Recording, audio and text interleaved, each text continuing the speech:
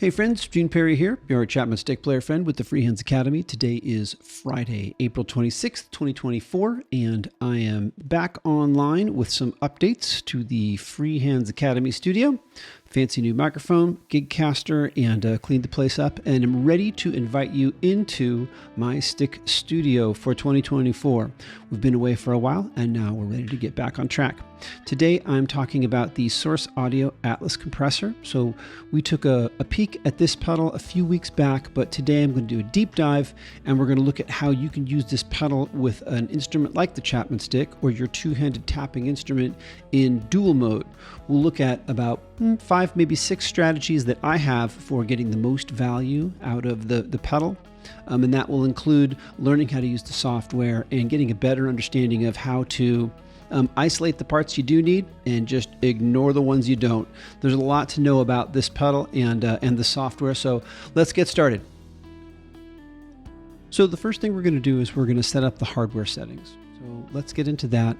You'll need to download the Neuro Desktop Editor, and you'll want to install that on your Mac or your PC. I'm using a Mac. And actually the Neuro Desktop will allow you a way to update your pedals. So when your pedal is engaged and plugged in, you'll see if updates are needed. It's interesting, it allows you to update them if you just want to install them anyways. This second item here, this little gear here, will be your hardware settings, and this is what we're going into. We're going to set it up as preset mode. We don't want what you see is what you get mode. We don't want to override the presets there. We just want to pre-configure our sounds and then pull them up on demand using the pedal. We're going to use true bypass. Doesn't matter which MIDI channel you set.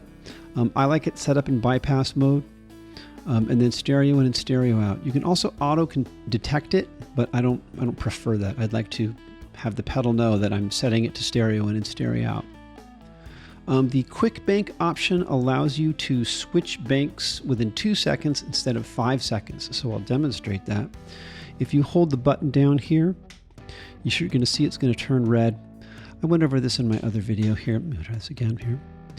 Right, so it went red there, and this is, you can have this set to 2 seconds or 5 seconds using the hardware settings, and that just means you get a set of 3 presets here, 1, 2, 3, and then your second set of presets, if you hold this down just for 2 seconds this time, is 1, 2, 3. Okay, we'll get into that later.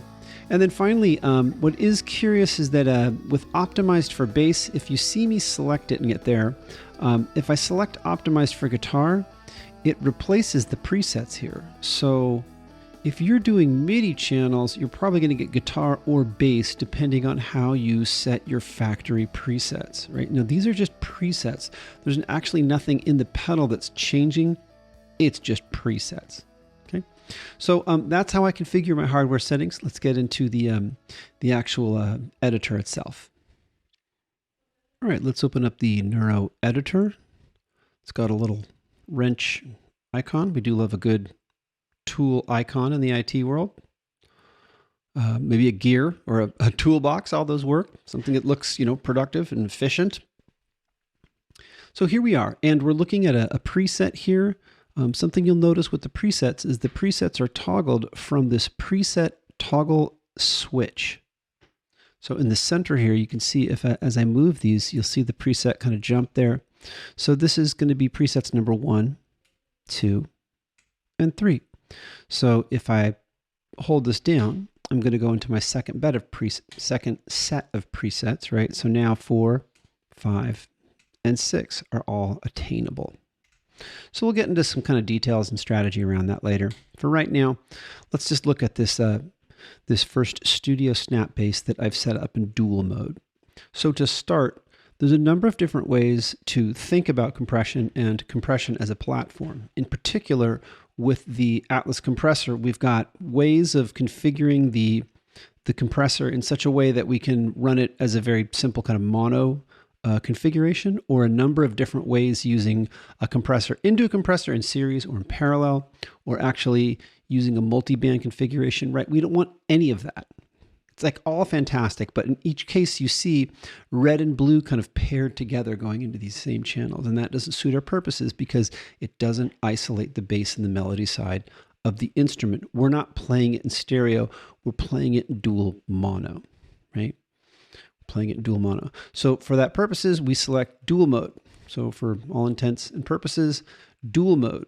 The second thing that I do is I turn off the graphic EQ and I turn off the parametric EQ. And the reason for that is that per Source Audio, those are configured per preset. So those do not make a differentiation between each signal path or input. So you won't be able, so when you make changes to the EQ, you'll be affecting both sides. So that brings us back to kind of, like running a multi-band compressor and you're getting the same compression on both sides.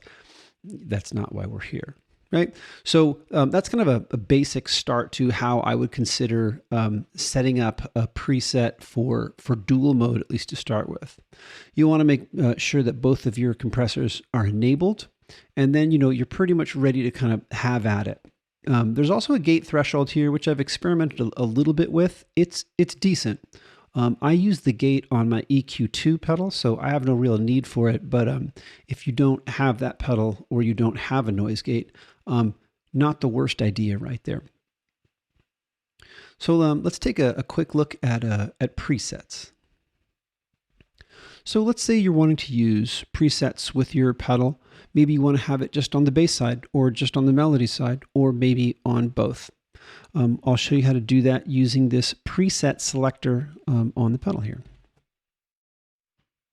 So when I switch it to the far left, you'll see that I've got a dual mode compressor set up here, but that the melody side is disabled. So the red compressor is not enabled.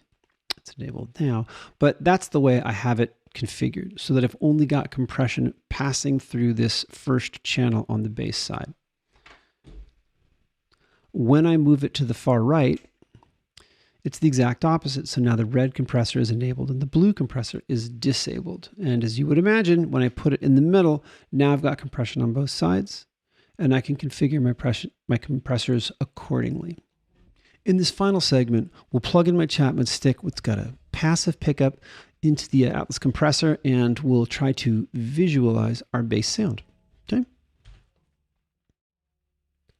In this particular configuration, I've got the dual mode set up and the melody side is disabled, so I'm only running channel 1 with the blue compressor on the bass side.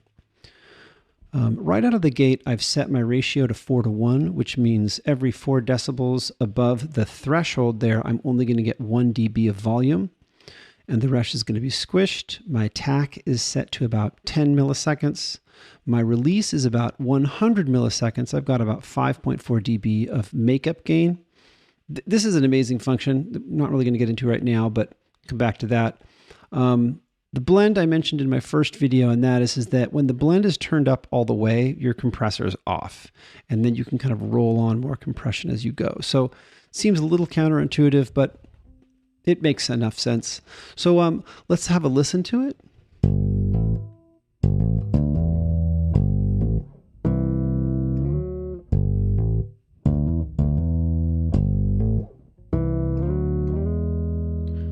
So now if we roll off the release a little bit here, you can see how quickly it dumps the signal, right? And now it's much more punchy. So you're going to have more transients, but it's going to really drive. Now, if I roll back that release, it's going to hang on to that energy and it's going to sustain it. So, and even when I roll off the string, it's pretty slow to come down that line there, right?